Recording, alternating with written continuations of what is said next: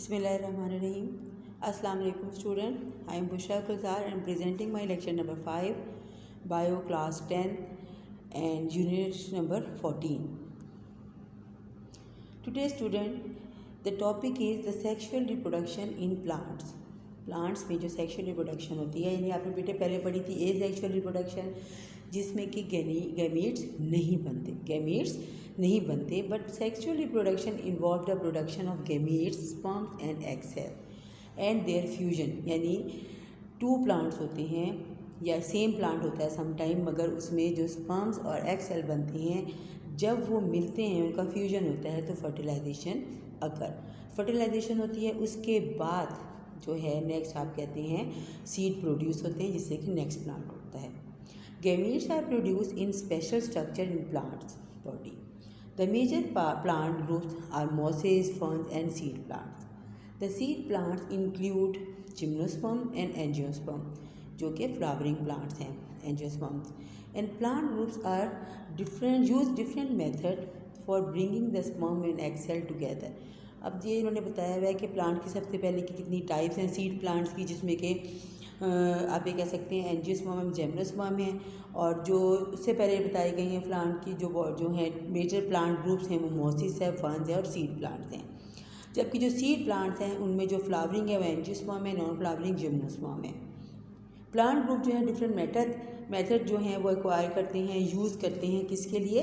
Fertilisation के लिए। Fertilisation मतलब यूनाइट करने के लिए, प्रोड्यूस करने के लिए गैमीट्स को।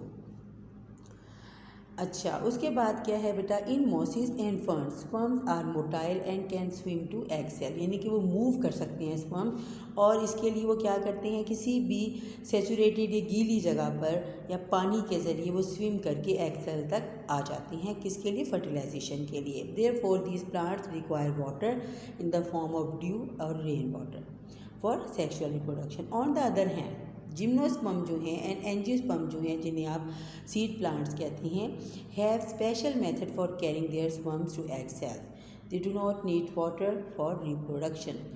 क्या पढ़ा बेटे आपने कि जिम्नोस्पर्म जो हैं उन्हें और एंजियोस्पर्म को प्लांट वाटर की ज़रूरत नहीं होती, क्योंकि उनके स्पर्म्स मोटाइल नहीं होते, दे कैन नॉट मूव। सो जबकि आपने जो पढ़ा, आपने उससे पहले पढ़ा कि आपके जो मॉसिस हैं और फर्न्स हैं उनके स्पर्म्स मोटाइल होते हैं और they swim to egg cells for fertilisation. यहाँ तक बेटे आपको दोनों की टाइप समझ आ गई होगी कि सीड प्लांट और जो दूसरे हैं ऐसे प्लांट जो सीड प्रोड्यूस नहीं करते, फर्न और मॉसिस वगैरह, उनमें फर्टिलाइजेशन में कैसे डिफरेंस मौजूद है। अच्छा, in the life cycle of plant का जो लाइफ साइकिल है, it two different generation alternate which each other. दो डिफरेंट जनरेशन ऑल्टरनेट करती हैं एक दूसरे के साथ। और ये क्या है? सबसे पहले क्या है बेटा? ईच अदर एक दूसरे के डिप्लॉय करते हैं। On one is diploid, one generation is diploid का मतलब क्या है कि वो ऐसी जो उसके जो प्रोड्यूस करती है उसके अंदर स्पोर्स जो हैं वो डिप्लॉयड होते हैं, यानी कि वो जो प्लांट है वो डिप्लॉयड है, मतलब उसके नंबर ऑफ क्रोमोसोम कंप्लीट है, पूरे हैं, ठीक है, और वो स्पोर बनाती है। नंबर ऑफ़ क्रोमोसोम अगर फ़र्ज़ करें किसी प्लांट के 14 होते हैं, तो वो जो 14 कंप्लीट सेल जो है वो प्रोड्यूस करेगा स्पोर, और इसको हम स्पोरोफाइट कहते हैं। क्या कहते हैं बेटा? स्पोरोफाइट जनरेशन कहते हैं। The other generation is haploid and produce gamete. दूसरी जनरेशन जो है वो हैप्लॉयड है, यानी कि उसके अंदर अब नंबर ऑफ़ क्रोमोसोम हाफ हैं और ये गैमीट बनाएगी अपने नंबर ऑफ़ क्रोमोसोम को कंप्लीट करने के लिए। इसको हम क्या कहते हैं? इसे हम कहते हैं बेटा गैमेटोफाइट जनरेशन। क्या कहते हैं? Gametophyte generation. This phenomena in which two different generation alternate each other. ये ऐसा जो आप कहते हैं फिनोमेना जिसमें दोनों जनरेशन एक दूसरे को ऑल्टरनेट करें, एक दूसरे को आगे पीछे आए, इसे हम कहते हैं ऑल्टरनेशन ऑफ जनरेशन। क्या समझ में आया बेटा? दो डिफरेंट जनरेशन है आपकी जो ऑल्टरनेट करती हैं। पहली जो जनरेशन है उसे हम स्पोरोफाइट जनरेशन कहते हैं, जो डिप्लॉयड है, जो स्पोर बनाती है, उसे हम स्पोरोफाइट जनरेशन कहते हैं। यानी डिप्लॉयड स्पोर जो होते हैं जब वो प्रोड्यूस होते हैं उससे पहले जो जनरेशन स्पोर्स बना रही होती है उसमें नंबर ऑफ़ क्रोमोसोम जो होते हैं वो कंप्लीट होते हैं। 14 है तो 14 ही होंगे, हाफ नहीं होंगे। इसे हम स्पोरोफाइट जनरेशन कहते हैं। जबकि दूसरी जनरेशन जो इसको ऑल्टरनेट करेगी, इसके बाद आएगी, वो हैप्लॉइड है और ये गैमीट बनाएगी। इसे हम गैमीटोफाइट जनरेशन कहते हैं। क्या कहते हैं? Gametophyte generation. This phenomena in which two different generation alternate each other, एक दूसरे को ऑल्टरनेट करती है, इसे हम ऑल्टरनेशन ऑफ जनरेशन कहते हैं। In most plant sporophyte generation is dominant. Sporophyte जो है डोमिनेंट है। इसका मतलब क्या है? It is big in size and in is independent. Sporophyte produce haploid spores bye meiosis. Meiosis के ज़रिए वो ऐसे स्पोर बनाती है जिसमें के नंबर ऑफ क्रोमोसोम हाफ होते हैं। हैप्लॉइड मीन हाफ होते हैं। एंड द स्पोर जो है डिवेलप होते हैं इनटू गैमेटोफाइट। गैमेटोफाइट में बनती हैं। It is small in size and depends upon sporophyte. ये साइज़ में छोटे होते हैं, डिपेंडेंट होते हैं स्पोरोफाइट पे। क्या आपने पढ़ा कि स्पोरोफाइट जनरेशन डोमिनेंट है क्योंकि उसका साइज़ भी बड़ा है और ये हैप्लॉइड स्पोर बनाएगी थ्रू मियोसिस, जबकि it produce gametes by mitosis. अब simple number of spore half और तो नहीं, नंबर ऑफ क्रोमोसोम हाफ और तो नहीं हो सकते हैं। अब स्पोरोफाइट ने क्या बनाना है? गैमीट बनानी है बाय माइटोसिस की, यानी सेम नंबर ऑफ क्रोमोसोम जो स्पोर्स में थे वही उसने गैमीट आगे प्रोड्यूस करनी है। Male and female gamete fuse मिलेंगे और बनाएंगे डिप्लॉयड जाइगोट ताकि नंबर ऑफ क्रोमोसोम दोबारा पूरे हो जाए। And the zygote undergoes repeated mitosis and develop into a new diploid sporophyte. यहाँ तक बेटा आपको अंडरस्टैंडिंग हो गई होगी कि देखें यहाँ पे आपको बताती हूँ क्या होता है कि स्पोरोफाइट ने मियोसिस के ज़रिए हाफ नंबर ऑफ क्रोमोसोम वाले स्पोर बनाने हैं और फिर माइटोसिस के ज़रिए उसने गैमेटोफाइट बनाना है। गैमेटोफाइट से एग बनेगा और स्पर्म बनेगा, दोनों ने मिलकर जाइगोट बनाना है और फिर माइटोसिस के बाद वो स्पोरोफाइट बनाएंगे और जाइगोट बन जाएगा। वो डिवाइड होके माइटोसिस के बाद स्पोरोफाइट बनाएगा और स्पोरोफाइट ने मियोसिस के ज़रिए स्पोर्स बनाने हैं जिसमें नंबर ऑफ क्रोमोसोम हाफ रह जाएंगे। अब क्या है? Sexual reproduction in flowering plant. We know that angiosperm parent plant is diploid sporophyte generation. Diploid मतलब उसमें स्पोरोफाइट स्पोर जो है उसमें नंबर ऑफ क्रोमोसोम पूरे हैं। स्पोर ने फर्दर स्पोरोफाइट ने जो जनरेशन बनानी है गैमेटोफाइट, उसमें नंबर ऑफ क्रोमोसोम हाफ होंगे। फ्लावर जो रिप्रोडक्टिव स्ट्रक्चर होते हैं फ्लावर्स के इन दिस जनरेशन में, वो फ्लावर है जो यानी कि ऐसा स्ट्रक्चर है जिसने बाद में रिप्रोड्यूस करना है। The flower components are arrange in the form of whorls. Whorls क्या हैं? प्लांट के जो घेरे होते हैं। The outer whorl is flower are the non reproductive whorl. Inner जो 2 वर्ल्ड हैं वो रिप्रोडक्टिव वर्ल्ड हैं। जो बाहर वाले 2 हैं, सबसे पहले ग्रीन कलर की जो बर्ड होती है, कली जो होती है ग्रीन बर्ड में होती है, वो पहला वर्ल्ड होता है। फिर जो पत्तियाँ होती हैं उसकी फूल की पेटल्स होती हैं वो सेकंड वर्ल्ड है। इनर जो है 2 वर्ल्ड होते हैं। उसके बाद जो आ जाता है आपका वर्ल्ड, वो है उसका आप उसे कहते हैं सेपल्स होती हैं। सबसे कैलेक्स जो आउटर मोस्ट वर्ल्ड होता है जिसे हम कैलेक्स कहते हैं। कोरोला उसके अंदर वाला जो कि जिसमें रंग बिरंगी पेटल्स होती हैं। पेटल के बाद एंड्रोशियम होता है जिसमें स्टेमन्स बनते हैं और सबसे अंदर वाला गाइनेशियम होता है जो कि फीमेल रिप्रोडक्टिव प्लांट होता है, पार्ट होता है। अब कैलेक्स क्या है? Calyx is the outer most whorl में होता है, ग्रीन कलर का होता है, usually green in colour. Individual units and leaflets are called sepals, जिन्हें हम सेपल कहते हैं, ग्रीन कलर की जिससे कली बनी हुई होती है ना बेटा, कवर किया होता है। Sepal protect the inner world at birth stage. Birth stage में उसे प्रोटेक्शन प्रोवाइड करती है।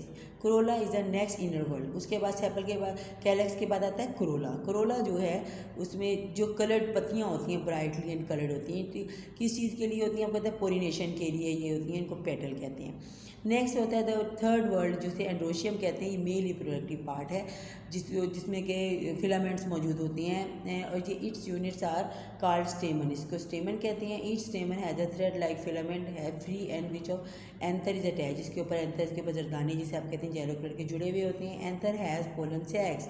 एंथर के अंदर बहुत सारे मौजूद होते हैं, पोलन ग्रेन्स होते हैं, इसके पोलन सैक है जो हैप्लॉइड माइक्रोस्पोर्स होते हैं। हैप्लॉइड में इसके अंदर जो स्पोर्स हैं उनके नंबर ऑफ क्रोमोसोम हाफ होंगे पोलन ग्रेन के।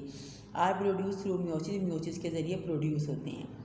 Each microspore germinate into male gametophyte generation.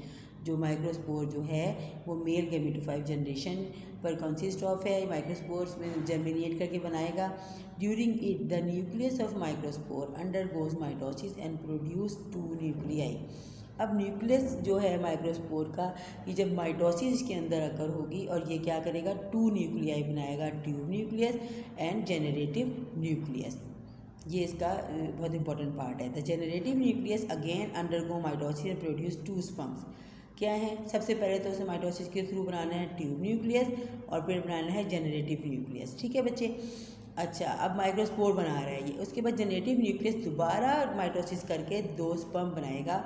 So a germinated microspore has a tube nucleus and 2 sperms. उसके बाद समझिए उसकी जो टोटल जो उसकी प्रोडक्शन हो गई, 2 स्पर्म्स हैं और एक उसके पास ट्यूब न्यूक्लियस है। ट्यूब न्यूक्लियस इसके लिए स्पर्म्स को एग तक ले जाने के लिए। All the structures are the male gametophyte generation of plant. ये सारी इसकी मेल जनरेशन है। नेक्स्ट आ गया female generation, fourth whorl. Gynoecium is the female reproductive part of flower. Its units are carpels. Carpel कहलाती हैं दरमियान में, जिसे हम पिस्टल्स भी कहते हैं। Each carpel is made up of basal ovary, middle style and upper stigma. Inside ovary there are one of many, और या एक या ज़्यादा बहुत ज़्यादा ओव्यूल्स होती हैं। Inside each ovule one haploid macrospore is produce through meiosis. एक बड़ा मैक्रोस्पोर बनेगा मियोसिस के थ्रू, और macrospore germinate into the female gametophyte generation. और यही जो है फीमेल गैमेटोफाइट जनरेशन प्रोड्यूस करेगा। जैसे पहले आपने पढ़ा था ना कि उसने ट्यूब न्यूक्लियाई बनाने हैं और 2 स्पर्म बनाने हैं। Same is during it macrospore, वो माइक्रो था, ये मैक्रो है। Macrospore undergo mitosis and produce an egg cell and some associated structure, a fusion nucleus. Egg cell जो है वो प्रोड्यूस करेगा, एग सेल्स जो है and associated are the female, और ये सारे एग सेल और एसोसिएटेड स्ट्रक्चर्स की फीमेल गैमेटोफाइट जनरेशन है प्लांट की। नेक्स्ट आप देखेंगे व्हेन, उसके बाद देखिए ये बेटे इसका स्टिग्मा है यहाँ पे कि जो रिसीव करेगा एंथर्स को, पोलन को, और ये इसकी स्टाइल है, ये इसकी ओवरी है, और इसके अंदर यहाँ पे ओव्यूल मौजूद है। सबसे पहले ग्रीन सेपल हैं ये, इसके बाद आ जाती हैं ये इसकी कलरफुल पेटल आ जाती हैं बेटा। फिर ये फिलामेंट है, ये इसका मेल पार्ट है, ये भी एंथर है, मेल पार्ट है, स्टेमन है, और ये इसके कार्पल्स आपके ये पेटल है इसका, जो मैंने अभी आपको बताया था। सबसे पहला वर्ड सेपल, देन पेटल, फिर हैं ये इसका स्टेमन है जिसमें फिलामेंट और ये एंथर वाला पोर्शन है, और लास्ट जो है सबसे इनर फोर्थ वर्ड जो है वो कार्पल है जिसमें ovule, ovary, style and stigma मौजूद हैं। जब पोलन ग्रेन मैच्योर होती हैं they are transfer to stigma. ये पोलन ग्रेन ये स्टिग्मा पर ट्रांसफ़र होती हैं। इट इज़ कॉल्ड पोलिनेशन, इसको हम पोलिनेशन कहते हैं। On reaching the stigma the tube nucleus of the pollen grain construct a pollen tube. यहाँ पर जो ट्यूब है, यहाँ पे पोलन आपको पता है न्यूक्लियस, उसने ट्यूब न्यूक्लियस बनाया था, उसने यहाँ से अंदर एंटर होना है और उसे न्यूक्लियस को जो है स्पर्म को अंदर तक लेके जाना है। The pollen tube contain the tube nucleus and 2 sperm. The tube grows through style and ovary and enter the ovule here, it is burst and release the sperm. यहाँ आके ये फट जाएगी और दोनों जो स्पर्म को रिलीज कर देगी। Both sperms enter the female gametophyte, दोनों गैमेटोफाइट के अंदर एंटर हो जाएंगे, और वन स्पर्म फ्यूजेस एग, और जबकि फॉर्म आ डिप्लॉयड जाइगोट, जहाँ एंटर होगा और जाइगोट बनाएगा। एंड द अदर जो है sperm fuses with diploid fusion nucleus, diploid fusion nucleus के साथ वो करेगा, मिलेगा, and form a triploid 3 N nucleus called endosperm nucleus. Since the process of fertilization involves 2 fusion, it is called double fertilization. ये क्योंकि इसके अंदर डबल जो बन रही है प्रोसेस फर्टिलाइजेशन के 2 फ्यूजन्स हो रही हैं, इसे हम डबल फर्टिलाइजेशन कहते हैं।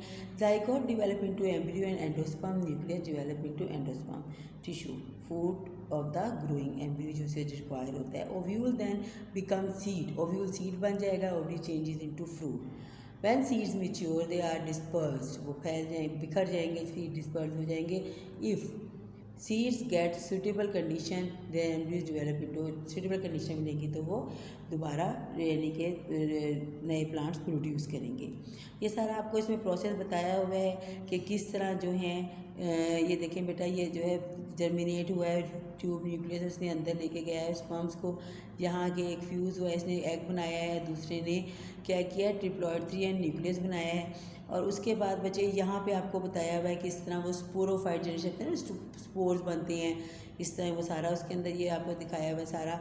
ये प्रॉपर आपने पहले पढ़ा था जनरेशन में कि मियोसिस के ज़रिए मैक्रोस्पोर बनते हैं, और उसके बाद माइटोसिस के ज़रिए फिर हम कहते हैं फीमेल जनरेशन 1 जो है वो एग प्रोड्यूस करती है। ठीक है बेटा, इन्हें प्रॉपर अच्छी तरह डायग्राम को ड्रॉ करके अच्छी तरह याद करना है। बहुत इंपॉर्टेंट डायग्राम है, जब ड्रॉ कर लेंगे तो आपको ये बहुत ज़्यादा इजी लगेगा। फर्दर ये बेटा आपका होमवर्क है, इसे पूरी तरह अटैम्प्ट करिएगा और नीटली जहाँ डायग्राम की ज़रूरत है कोशिश करें 2 to 3 टाइम ड्रॉ करें ताकि आपको ड्रॉ करना आ जाए।